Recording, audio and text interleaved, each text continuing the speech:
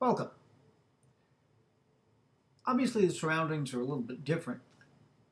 The reason for that, I am here in the guest room, and I'm here in the guest room because the principal focus of today's video is in the guest room. In fact, right in front of me.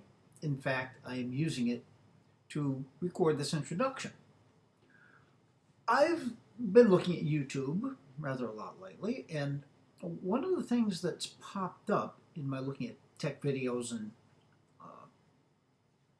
Mac tech videos in particular has been a pretty large number of people doing videos about late 2009 iMacs and whether or not they are usable here in 2020. Now that spoke to me and caused me to do this video because the first Mac where I ever did anything more elaborate than upgrading RAM is in fact the one in front of me right now, late 2009 21-inch iMac.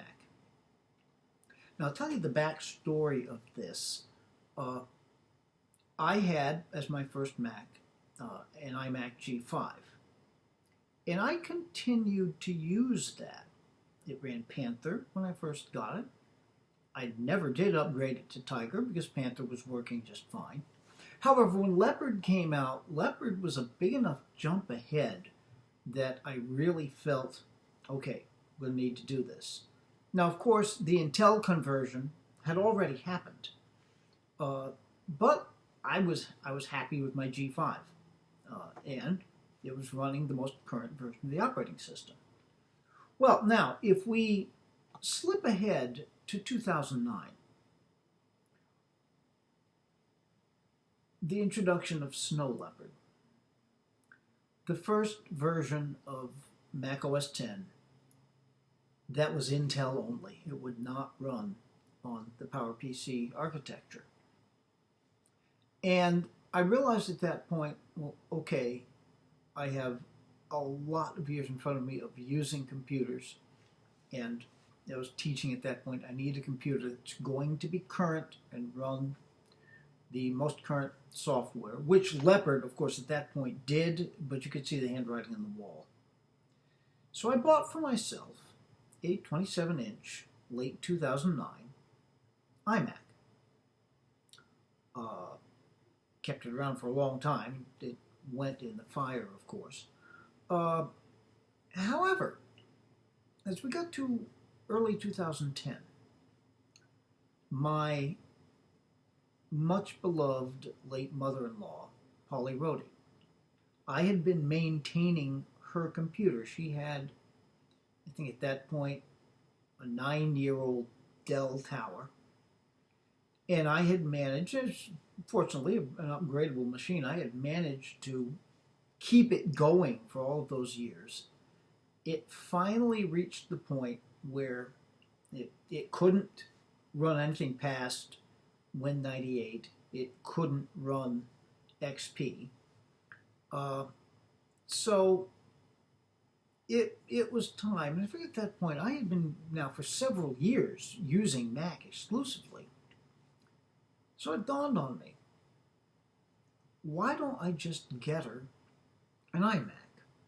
Now the 27-inch probably would have freaked her out, so I got a basic 21-inch late 2009 iMac in early 2010 and gifted that to her. I also gave her a time capsule so that she could back it up, and an Airport Express, which would amplify her wireless network through her rather large house. Got all of that set up. Well, she continued to use that machine and use that machine and use that machine up until her death last year. And at that point, that machine, this machine in front of me actually, came back to me. So I set it up as an extra computer. I put it in the dining room, actually, the open floor plan main floor of my home. And it ran kind of sluggishly. She'd been still running Sierra, I believe, so I upgraded it to High Sierra, which is the maximum it could go natively. And, you know, as long as you just checked email, maybe some very basic web browsing, it would work. But it only had 4 gigabyte of RAM. So I looked into it a little bit and saw that it actually would accept 16.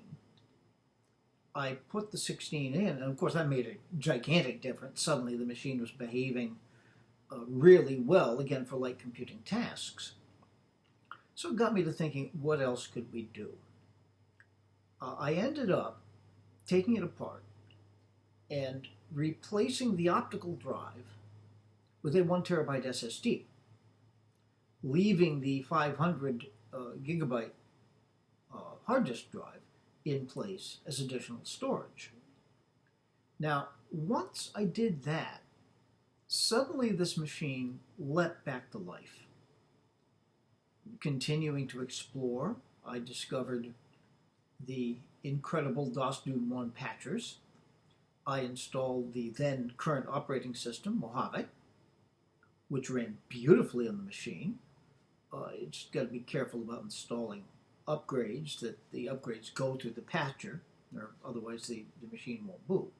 Easy enough to fix, but, you know. Then, once Catalina came out, actually a couple of months after Catalina came out, I've upgraded now to Catalina via the same DOS-Dude 1 patcher, and it has run extremely well. So I am really very happy with it. Now, when I embarked on the Mac Pro projects, I ended up with Mac Pros in my bedroom and in the Banjo Cave. The late 2015 iMac that had been my central computer took the place of Polly's. And Polly's moved up into the guest room, where it has been ever since. So, I would like to dedicate this video to the memory of that very, very wonderful woman, my mother-in-law, Polly Rhodey, and her really good late 2009 21-inch iMac. Let's take a look at it. So, here is Polly's 21-inch 2009 iMac. One of the cool things about this is, looked at from this angle, I do have the computer angled, of course, so it'll make it a little easier to get to the back I/O and examine that when the time comes, while I'm holding the camera here. But anyhow, this was the first of the aluminum body iMacs, and if you look at it straight on like this, this could be a very, very new machine. The predecessor of this machine were back in the days of the white plastic, looked very much like the G5 iMacs, actually. I've got a Magic Keyboard connected, although I keep it plugged in just so that the battery doesn't die when it just sits here for periods of time, and a generic mouse. Very lovely computer. Now, of course, we look at the side. Here we see that it isn't exactly a new or modern machine. That Steve Jobs inspired drive for thinness hadn't really made it up to this machine. It does make it more easily upgradable, I will say that, and I certainly miss that. Okay, the machine does have limitations. One, inside, it is a Core 2 Duo processor.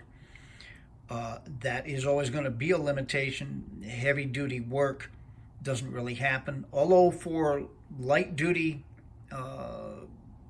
basic computing, it's not really an issue at all. All right, now let's take a look at that back I/O. We can here. We have audio out, audio in. Although the built-in speakers and microphone seem to do very, very well, as does the built-in iSight camera. There are 4 USB ports. I've got 3 of them populated. That's the mouse, that's the plug leading to the keyboard, and that's a hub. Since we've taken up so much of it, then there's one vacant back here. This is one of the other serious limitations. This machine has only USB 2, which will make it slow. All right, Ethernet there. But the machine has a secret weapon. Right in there, next to the USB ports, that, my friends, is a FireWire 800. Now, FireWire 800, while it is not as fast, certainly as USB 3 or definitely 3.1 as we are accustomed to today, it is close to twice as fast as USB 2. So, as long as you have invested in the equipment that will allow you to take advantage of that port, the limitation of USB 2 isn't such a big problem anymore. All right. And I certainly have done that, particularly with my interest in older Macs. I have hard drive / SSD enclosures that can easily plug into that FireWire 800 port. All right. Now, even though it is running Catalina, thanks to the patcher, it is not capable of handoff and continuity. AirDrop does not work. That's unfortunate, but as a computer that's here primarily as a courtesy to guests in the house, that's not a problem. All right. Let's boot it up. There's the chime.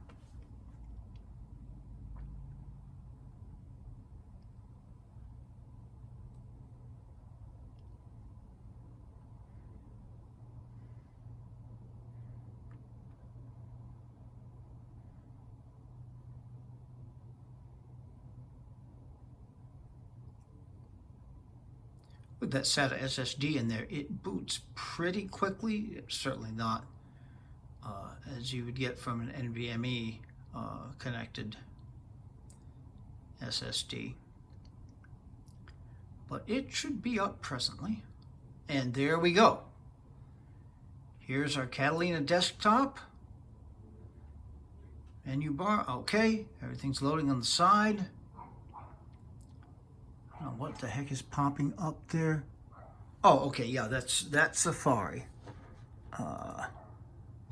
Not connected to the internet? Oh, yes, we are. I beg to differ. The Wi-Fi is working, so if I restart that should not be a problem. Okay, rather than looking at it, one of the nice things, since we are running the up-to-date operating system, we can actually not deal with camera capture of the screen. So we'll, just a split second for you here, we'll be jumping right into the screen. Stay tuned. Desktop of the 2009 iMac, clearly running Catalina. Take a quick look at About This Mac. Yes, Catalina 10.15.3, the latest update. And we see the processor, as mentioned, 3.06 gigahertz Intel Core 2 Duo, the 16 gig of RAM, starting up from the internal SSD. Built-in display, of course. Now the storage, this is the SSD that has replaced the optical drive that was originally in this machine, which I never used. I don't think Polly ever used it either. This is a 1 terabyte external drive connected by a FireWire. We can talk about that more in a minute. And the original 500 gig hard drive, which is still in there. The memory, all 4 slots, each with 4 gigabyte DIMMs, so we're good to go there. Catalina behaves very well. There are certain things that won't work. Actually, I should go back to about this Mac and look at the system profiler. Bluetooth. The Bluetooth works, but it's not low energy supported, it's not handoff supported, and not instant hotspot supported. And Wi-Fi should be up in a minute.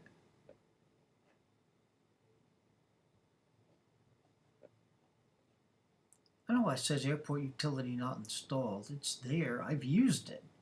Oh well. But yeah, we've got the supported modes 802.11 B, G, and no AC. So this is not going to be AirDrop supported. So yeah, none of continuity, handoff, AirDrop, none of that will work on this machine.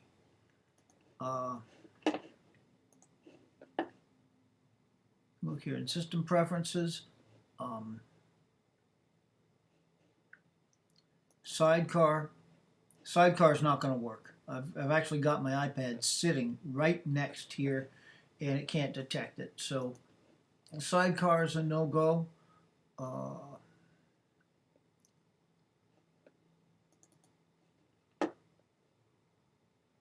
Desktop and screensaver. The dynamic changing of the background picture does work just fine. So we gradually get darker as it gets to be closer and closer to night. What doesn't really work is the night shift. We should be seeing the change up here in the menu bar, a little bit more so down the dock. None of that is happening. It's not a big deal. It doesn't really affect the functionality. Other than those things, I think we're pretty much, there's the patch updater from the DOS Dude 1 patcher. You do have to keep track of when system updates come along. For instance, 12.15.3 fairly recently. These patched versions are not going to push those updates to you. So you simply have to keep track of when the updates are coming through, then download the latest version of the patcher again, re-download the installer, which will have, making sure it has that update in it, then reinstall that. It doesn't really take longer than the actual update through the Apple system. A little bit more awkward, but everything's fine. Everything else seems to work. I get text messages, all both SMS and iMessage come through here. I can accept phone calls and make phone calls from this machine. All of that interoperability that we have become so used to is, Flash Player's still there. Gosh, that got to go back to Poly's days. I sure didn't put it on. But yeah, all that interoperability that we've become so used to functions perfectly well. Apps generally won't run fine. I can see one exception. It is my intention to try to edit this movie and upload it using this machine. In doing that, I downloaded and installed DaVinci Resolve. It installed just fine, but when I try to open it, it freezes, and you end up having to force quit it to get out of it. So when we do that video, we're going to be doing it in good old iMovie, which is on there, latest version, of course. Other apps that we see here, everything works. Contacts, all I put in a contact on my iPhone. It appears right there. Calendar working the same way. All of the notes, I make a note on my iPad, it appears here. If I make a note here, it's going to show up on all my other devices just as it is supposed to. Photos, you get the photos across. Yeah, really, everything is pretty much there. I do have NeoOffice installed. I don't know if I ever put Microsoft Office. I guess I didn't. I could. I've got it, but Neo works perfectly well. Yeah, the one thing, the Print Shop 4, which is a 32-bit app, I should probably get rid of that icon. GarageBand works. Photo Booth. iMovie does work. We'll see, just how slow it may be, and hopefully this is going to be successful. So I don't think there's a whole lot more that I really need to show you here. I mean, I'm sure most of you have seen Catalina working. Looking over here, the icons for, I'm old school. I always, put the drive icons over here. Macintosh, SSD, HD, that's the FireWire drive.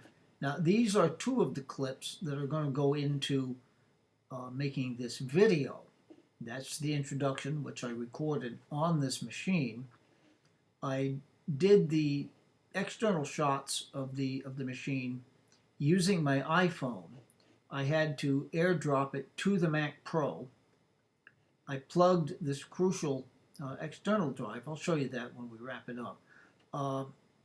I plugged that in via USB 3.1 to the Mac Pro, copied it over in seconds, plugged it into Poly's iMac here using FireWire 800, and it copied back down again in seconds. So really, this is very, very good. Yes, I think we can wrap this portion of it up and then have some final thoughts before we'll end the video. So stay tuned. Well, there you have it, a quick look, at least as quick as any of my videos ever get to be, at my late mother-in-law's wonderful little 21.5-inch late 2009 iMac, a very capable machine. The question, of course, that everybody would ask, can you use this machine as a regular machine in 2020? And my answer would be, well, of course, I'm the guy who will spend a week using a PowerMac G4 Quicksilver as his regular machine. But realistically, yes, absolutely you can use this machine. It's got its weaknesses. It's got its strengths. We'll see what video editing is like. The fact that DaVinci Resolve doesn't seem to be able to run on the machine is unfortunate. But, for most light video editing, iMovie will do the job, and we'll discover that. If I encounter any problems in either editing the video or uploading the video on this machine, you'll see that either in the description or in the comments. All right. Yeah, but you can, as far as your basic web browsing, email, YouTube works perfectly fine on this machine. No issues at all. Basic product, home and office productivity works very, very well. And just about everything else. I covered the relatively few aspects of Catalina that don't work in this patched version. But a lot more works than doesn't work. So, yes, I've been very, very happy with this machine.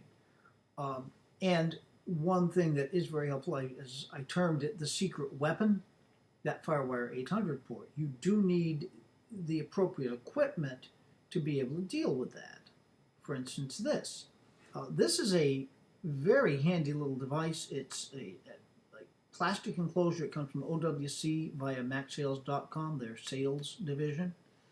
Uh, it's got an aluminum heatsink on the bottom, and I've put a crucial 1 terabyte SATA SSD in there. Connectivity. We've got, where are we here? Look at the screen. USB 3.1, 2 FireWire 800. Of course, FireWire can be daisy chained. If you're going to daisy chain it, you would probably need to plug a power adapter in there. Using just this drive, there's no need for the power adapter. It's bus powered perfectly well. And there's an on-off switch. Yeah, if you plug it in and the drive isn't recognized, you might want to check to make sure it's actually turned on. But with this, and you know, it's pretty big. I suppose you could say, yes, it will fit in your pocket, as long as you don't want to carry a lot of other things in your pocket. To get the size comparison with my iPhone, not quite as tall as the iPhone. It is thicker, and the width is almost exactly the same. Weight? Well, of course, there's a case. There's a pretty hefty case on the iPhone. So this is actually a little lighter than my iPhone. So yeah, with that, you know, transferring files from machine to machine or whatever works extremely well. Well, anyway, I hope you've enjoyed this little look at this machine. Thank you, as always, for taking the time out of your day to join me in this. As always, be good to other people, and particularly, be good to yourselves. Take care, and I'm sure we will be back soon with more video goodness. Well, I guess nothing is ever really easy. iMovie crashed. It crashed when I tried to form new projects. It crashed when I tried to add clips.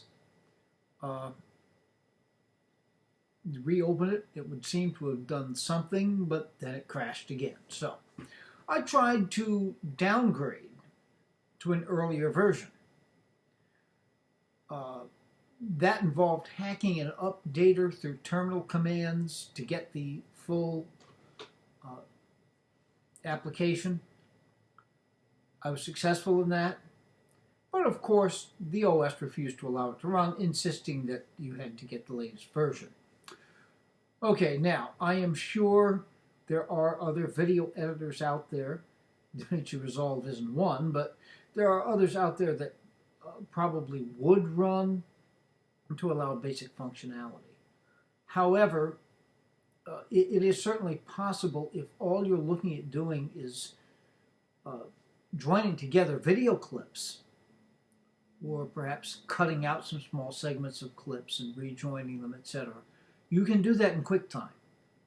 You can't add captions, you can't add music if that's what you want to do. You can't speed clips up, but as far as joining together, you can do that. So that's exactly what I'm doing, and hopefully the uploading will go well. Well, anyway, wish me luck with that, and as I said just a few minutes ago in your time, be good to other people, be good to yourselves.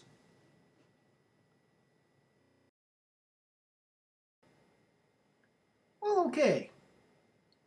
QuickTime worked wonderfully, at least until I tried to export the video, at which point it refused to do it. It kept stopping.